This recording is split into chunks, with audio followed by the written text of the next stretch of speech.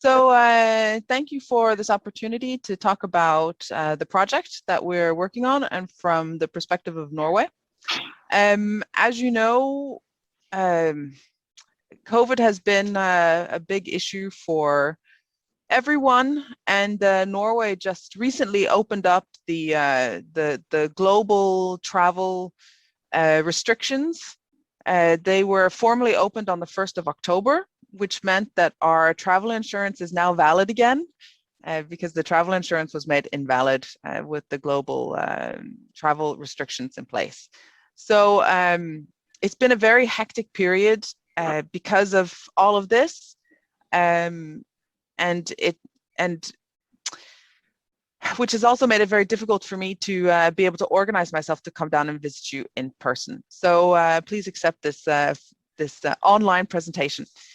So what we've been doing is on the last meeting that I had with Henrik, we spoke a lot about the possibilities of the project, especially in relation to the European Cultural Capital initiatives, which Camille and Romania will be having in 2023, not 2021. And in this presentation, I will be mostly talking about a reorientation of the work that I am doing now, instead of presenting specific findings. So the overall aim of the project, you all know, of course, is this resource platform for creative and cultural industry facilitators, which will inspire and provide these people with tools for continued development of cultural and creative sectors. And I look specifically at the target groups, who are educators and other personnels, which I will go into detail with afterwards. And in further developing the project from the Norwegian perspective, I was really happy to find this comment about the different target groups by the different partners, which was in one of our, I think it was possibly in one of the project minutes. And what I wanted to do when I started thinking about reorienting this a little bit is to make the Norwegian project more of a bridge between the other partners, so that I looked at the ETCC emphasis, are the target group, the ECSD target group, the West Timisoara target group, and the Integra Onlus target group. And I was thinking how I could use these target groups better to link up to the target group that we had already identified as Nord University's emphasis. As I presented last time, or as we spoke of last time, Nord University is a university just north of the Arctic Circle in Norway. We have a very strong tradition of professional education. So we have a lot of teacher, nurses. We have collaborations with the police academy. We also have a very large business school, in addition to also traditional subjects in history, biology, etc. This emphasis on teacher education, which is also something that I work in, is in the faculty of art, teacher education, arts and culture.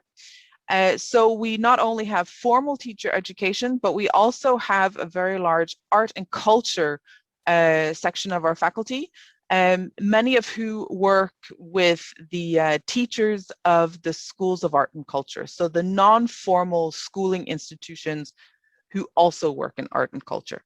And I thought it was very interesting to bridge these two, and that's the main theme that we've held on to. But I've now emphasized, and you can see at the bottom of this slide, this facilitating of the networking needs, which is trying to link up also to the other partner emphases, or emphasize, and also the young formal and non-formal education students of fine arts. So this is the bridging, with an emphasis on young people in regional areas. And that was very important for the project, the way it's been reorientated. And I will tell you why in a second. So on the left, you can see the emphasis that I've landed on, which is the networking needs of formal and non-formal students in fine art, with an emphasis on young people in regional areas. And sorry, we see only the first slide. Oh, really? Yes, maybe if you pass to the second slide, or. Oh, but I have passed to the second slide. 1 second. Let's try this again.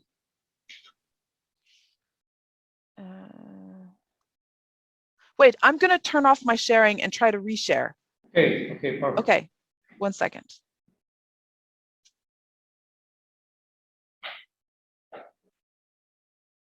I hope was that sharing the right one even? It looks like it was sharing an old. One moment.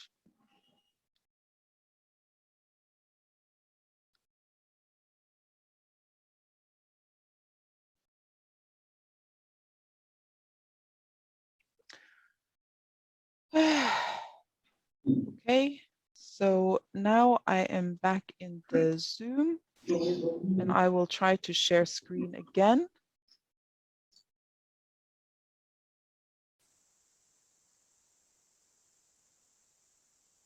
Okay.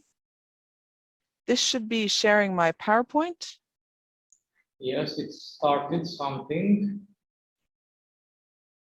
Yeah, we see it now. We got the PowerPoint, not the presentation, the file of the PowerPoint. If you can just click. What do you see now? Okay. Yes, now we see the full screen without the notes. And is it the same PowerPoint that you saw last time? I think yes. Thank you.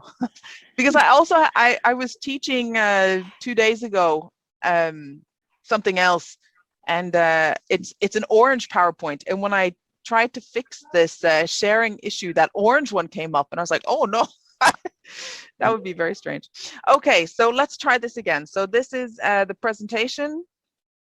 This is the target groups of the project partners that I was discussing. So I went in and I looked at some of our documentation and these identified target groups that you guys have been discussing. And I also reorientated my target group to fit better up towards everyone else's so that we have more of these links between the different groups. I thought that would be interesting for the results. So for this online a resource platform, if we had more of these sort of overlapping interests. So as you can see at the bottom, there's this focus on facilitating the networking needs of young formal and non-formal students of fine art. So that's the fine arts, especially visual art, with an emphasis on young people in regional areas. And I'll go into why the regional area emphasis is important. Now you should see another slide, a different slide. This is where we stopped last time. So I have this emphasis on facilitating the networking needs of formal and non-formal students of fine art with an emphasis on young people in regional areas.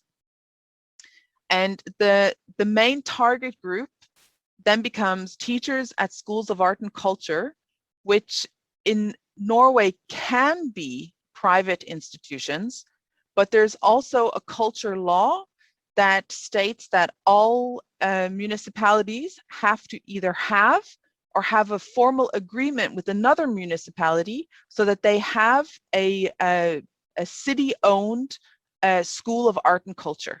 Everyone has to have it. So if they don't have a school themselves, then there's 2 or 3 municipalities who have gone together to offer their region a formal school of art and culture. The schools of art and culture are also traditionally for younger pupils. They have traditionally included pupils from the age of, I don't know, 3, 4, 5, so really, really young. And these young pupils would often continue through the schools of art and culture throughout high school, and also many young adults, so up to 24, 25 years old.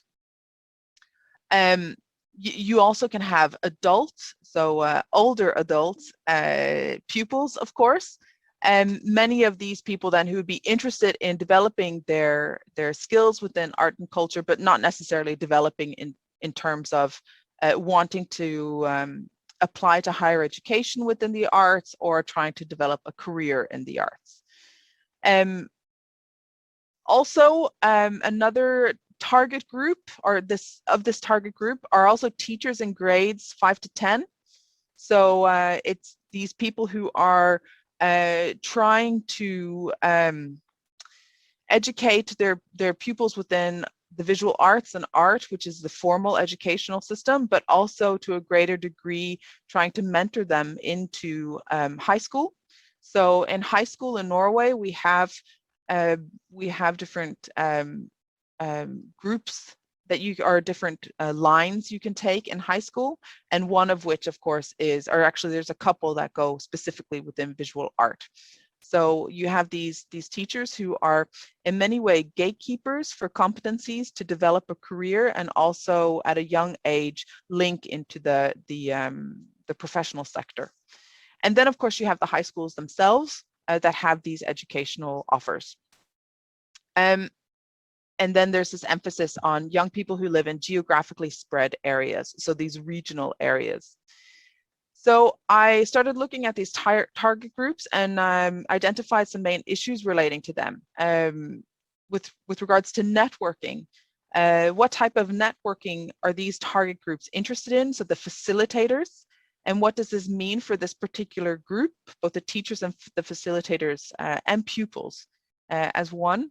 And I think that's a really important question to ask, because I see the networking needs, and this is also something that was presented in the two presentations, at least the two presentations that we had, you know, this face-to-face networking, which is really important, I think, especially when you work in the arts. That becomes very difficult for people who live in geographically spread areas. It's very expensive, it's very time-consuming.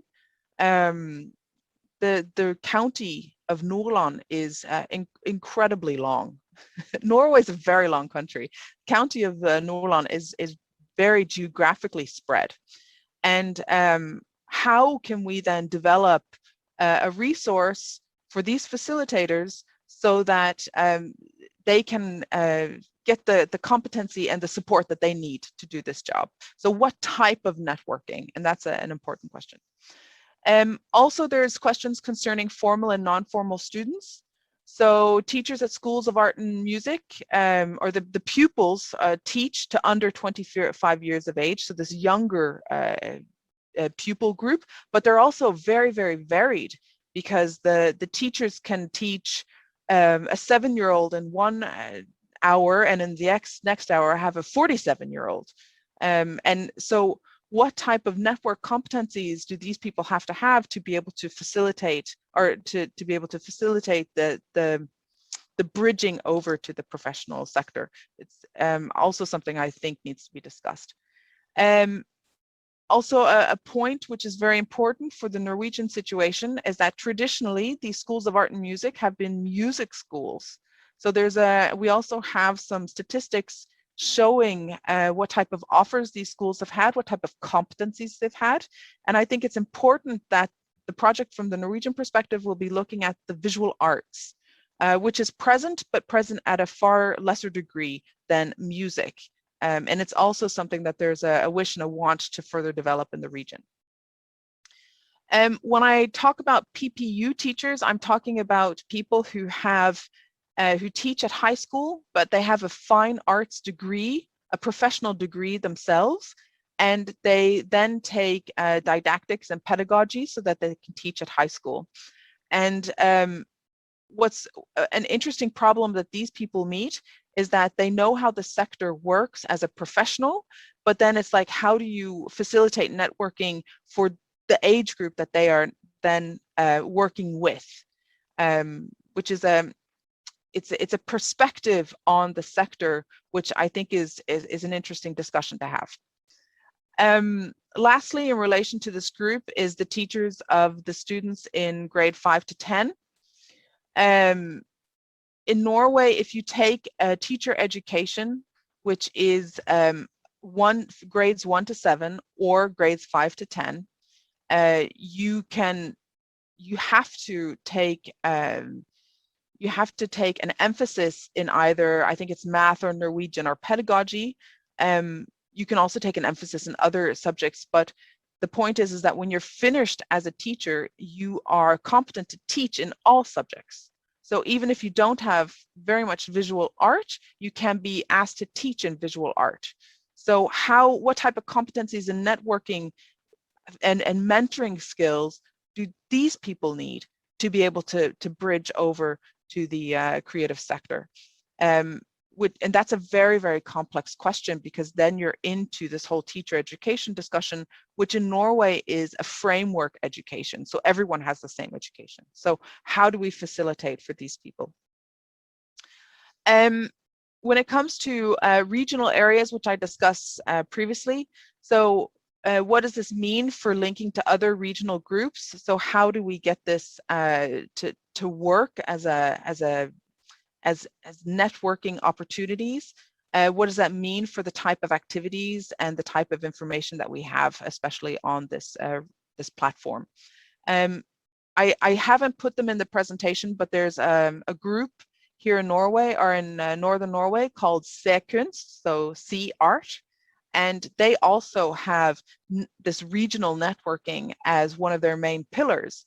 And I think it would be really interesting to also collaborate with them to find out how do they do the facilitating, and how do they reach out to these different groups through networking. So that's a discussion I hope to have in the future. And how can online services address the needs of these facilitators? After meeting with Henrik recently, I began to believe that I have to reorientate the project from Norway a little bit. And what I want to do is have a stronger collaboration with Bodø 2024, so Bodø 2024, which is the European Cultural Capital. Just to give some background information of that, because I think it might be especially interesting for Camille. So Bodø, which is the city, has gone together with Nordland, which is the region or the county, a very, very large county. They've been working together since 2015 to become a European Capital of Culture, an ECOC, in 2024. So the European Parliament approved Bodø as an applicant city in 2017, and then the work started developing the actual application, which was done by a larger writing group, which was established by, I think it was the city and the region, the county went together. And we had, so I was on the writing group for the artistic content. And then we had a writing group on strategic content and a writing group on regional development and so on. And then these were then sewn together into the bid book, or the application, which we also got some external help on. In 2018, we had a pre-qualification application, which was then submitted to the EU. And then in November the same year, we were selected as one of the 3 pre-qualified applicant cities, which are then outside of the EU. And then it was Banja Luka and Mostar in Bosnia-Herzegovina, which were the other 2 cities. We went on to develop the application even more and put more content in it in relation to the type of feedback that we got. And on the 22nd of August in 2019, we had a main application which was sent in with 45 questions that had to be answered in this application.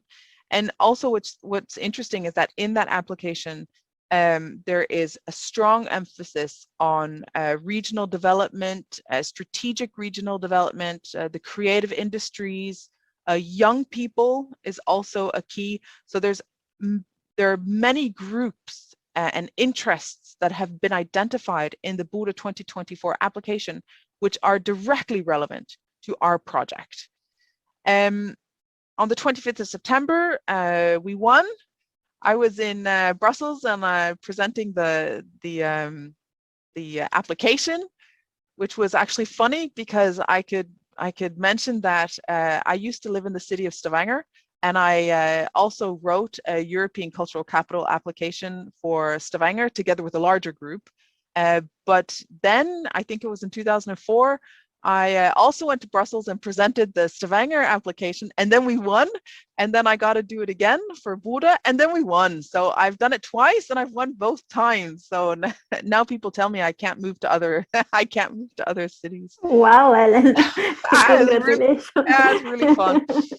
But so we won, which was great, a fantastic moment. And we are now going to be the first capital of culture above the Arctic Circle. So the first Arctic capital of culture. And our title is articulation. So not articulation, but articulation. I can also make the application available to everyone if you're interested. The Buda 2024 administration has been has had some issues in the beginning of their project period. They had some problems with their artistic director, and they had some other issues in relation to developing the core of the project. So that has been delayed quite a bit. Last year, I led a task force from the faculty to try to link the faculty better onto Buda 2024. And we delivered our end report, I think this summer or in August around. And there is an interest from the university that we link our projects up towards Buda 2024. So there's absolutely an interest in doing that for us now. And also, I think because of the Timisoara link, that makes it really interesting. So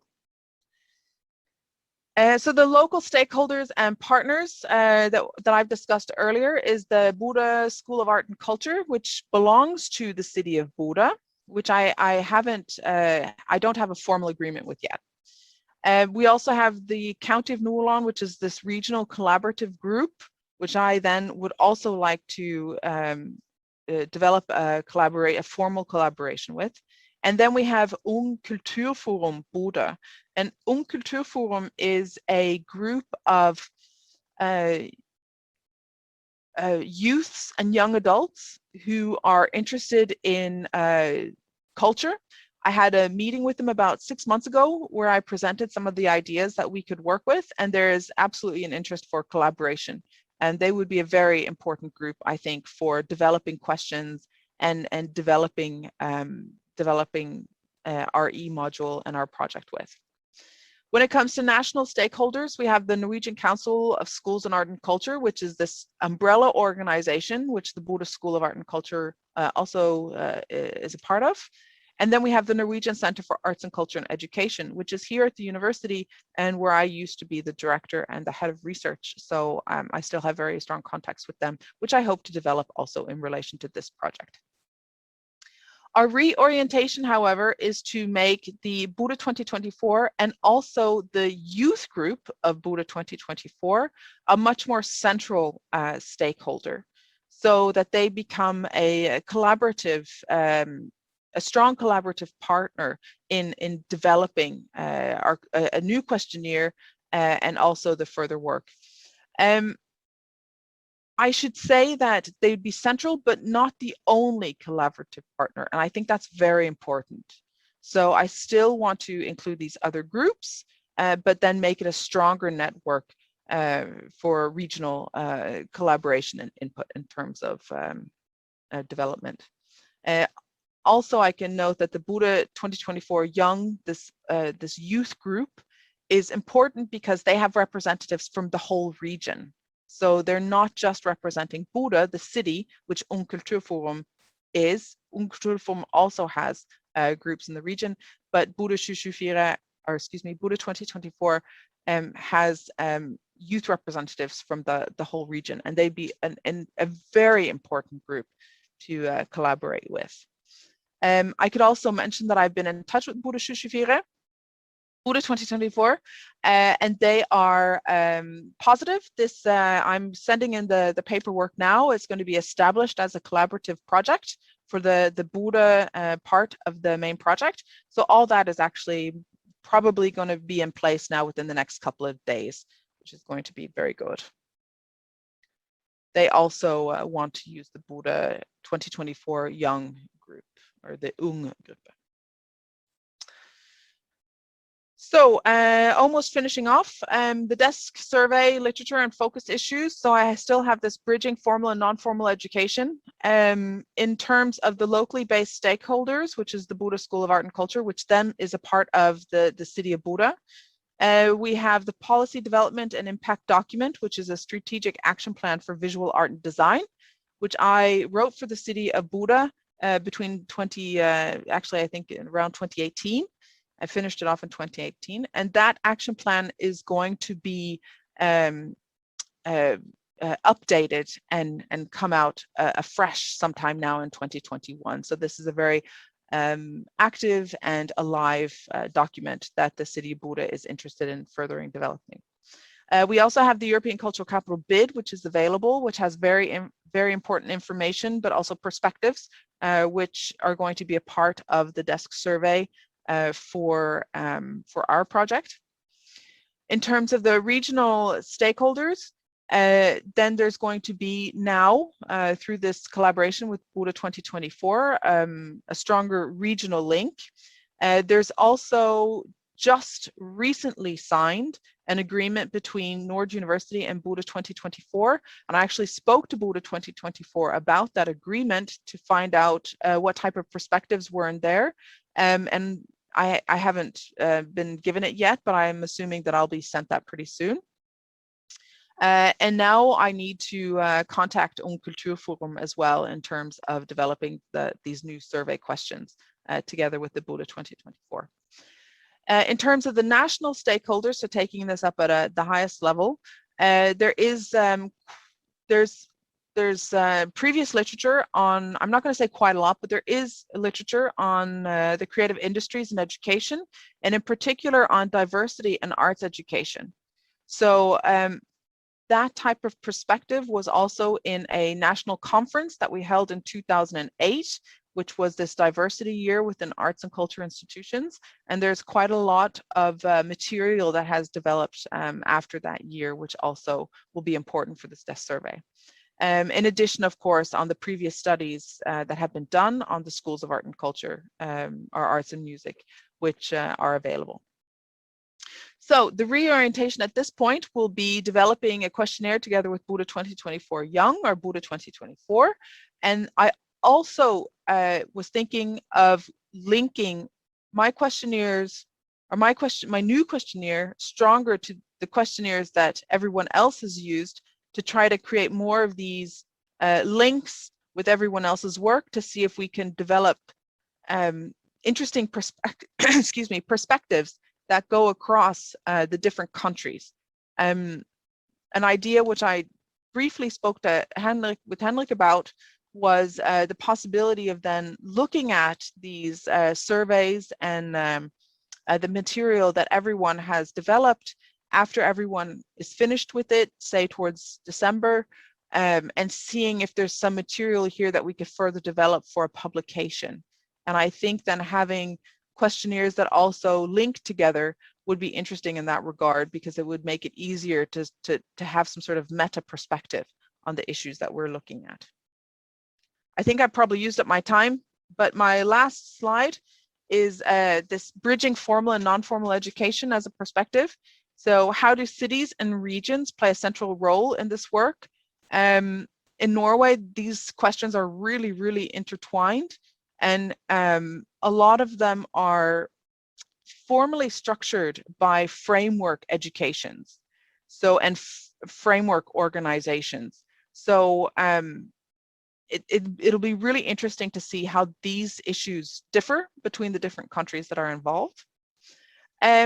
Another question that I started looking at in relation to bridging formal and non-formal education and the development of the creative industries. So has COVID always been an issue, or is COVID the issue, or have these problems always been here, but now they're more visible to central authorities? And I asked that question from the perspective of these geographically spread communities. And I think that's a really interesting question to ask, and I think it's a timely one as well. Lastly, bridging formal and non-formal education, the question is if there's a competency need amongst facilitators that can be met by formal education institutions, the way we are organized today. And I think there's a possibility to do so, and I hope that this work will then uncover the type of competency needs that are there, and also uncover the ways in which formal education and higher education can better approach these needs and meet them.